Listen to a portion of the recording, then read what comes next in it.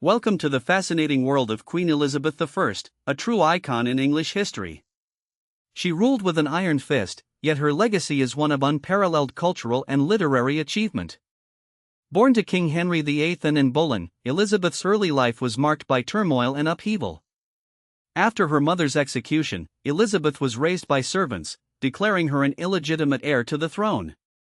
But this only strengthened her resolve. At 16 years old, she was imprisoned in the Tower of London, a traumatic experience that would shape her future as a monarch. Despite these challenges, Elizabeth never married, bucking tradition and earning her independence in a male-dominated world. Her reign, often referred to as the Golden Age of English history, sparked a flourishing of arts, literature, and culture. The likes of William Shakespeare and Christopher Marlowe flourished under her rule. But that's just the beginning. In Part 2, we go deeper. Welcome to our in-depth exploration of the reign of Queen Elizabeth I, a period often referred to as the Golden Age of English history. During her reign, Elizabeth established herself as a powerful and effective leader, earning the respect and admiration of her people. One of the key factors contributing to Elizabeth's success was her ability to navigate the complex web of alliances and rivalries between European powers. She skillfully played off the interests of different nations, securing England's position as a major player in international politics. Elizabeth's court was a hub of artistic and intellectual pursuits, with figures like William Shakespeare and Christopher Marlowe. The Queen's patronage of the arts led to a flourishing of English drama and poetry. The Elizabethan era saw significant advancements in naval technology, including the development of the galleon warship. The English Navy's victories over the Spanish Armada in 1588 cemented England's position as a major maritime power. Elizabeth's reign was also marked by economic growth, with the establishment of trade routes and the expansion of English commerce.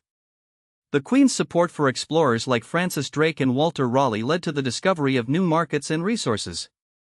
As we delve deeper into the reign of Queen Elizabeth I, it becomes clear that her impact on English history extends far beyond her notable accomplishments.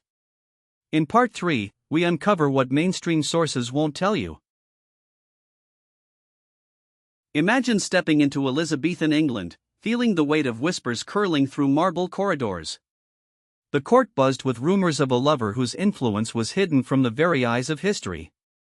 As we pull back the velvet curtain, a clandestine correspondence surfaces, showing a foreign envoy steering the Queen's most daring moves. The very trade routes that built a golden empire were redrawn in secret meetings, reshaping Europe's power map. Yet the story does not end with trade. The sea, once a battlefield, held its own secret pact. Unseen logs reveal a nighttime truce with a rival fleet, a silent handshake that saved England's navy from ruin.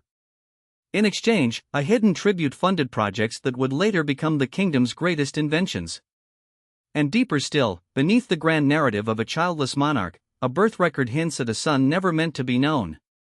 This unborn heir threatened the entire line of succession, prompting Elizabeth to orchestrate a daring, covert adoption, slipping the child into a noble family and altering dynastic destinies forever. Each revelation peels back another layer of deception, showing a queen who was not only a ruler but a master of shadows. The mysteries intertwine, creating a tapestry of intrigue that defies the polished chronicles taught in textbooks. As the pieces fall into place, the true magnitude of Elizabeth's reign emerges, a reign built on whispers, secret alliances, and hidden lineage. The power she wielded was as much about the unseen hand as it was about public triumphs. This is the story that history textbooks chose to silence, and now, with every secret uncovered, the image of the Golden Age transforms into something far more complex, far more riveting. Now that you know the truth, Part 4 will change how you see this forever. Welcome to the culminating chapter of our four-part series on Queen Elizabeth I, the architect of England's Golden Age. We begin by tracing the precarious foundation laid by her predecessors Henry VIII's schism, Mary I's Catholic restoration, and the volatile succession crisis that thrust the teenage Elizabeth onto the throne in 1558. Her decisive religious settlement of 1559 forged a Protestant identity while tolerating modest Catholic practices, smoothing the path for national cohesion. Politically, Elizabeth mastered the art of balance, she cultivated a loyal yet pliable Privy Council, summoned Parliament only when fiscal necessity demanded, and deployed the formidable spy network of Sir Francis Walsingham to thwart plots from abroad and within. The defeat of the Spanish Armada in 1588 epitomized her strategic brilliance, intertwining naval innovation with charismatic leadership to secure England's sovereignty. Culturally, the Elizabethan era blossomed into an unprecedented renaissance. Playwrights such as Shakespeare, Marlowe, and Ben Jonson revolutionized drama, delivering works that still echo through modern theaters. The burgeoning print industry amplified these voices, while portraiture and music reflected a society confident in its emerging identity. Beyond the Isles, explorers like Sir Francis Drake and Sir Walter Raleigh propelled England onto the global stage, establishing trade outposts, challenging Iberian hegemony, and sowing the seeds of a nascent empire. Yet historians remain divided. Some view Elizabeth's reign as an unparalleled golden epoch, a period of stability and artistic triumph. Revisionists counter that underlying economic hardships, social unrest, and the harsh treatment of dissenters paint a more nuanced picture. Contemporary scholarship, leveraging archaeological discoveries, climate reconstructions, and digital textual analysis, seeks to reconcile these perspectives, promising fresh interpretations of her impact. As we reflect on Elizabeth's deft navigation of religious, political, and cultural currents, we recognize her legacy as a cornerstone of modern governance and cultural identity.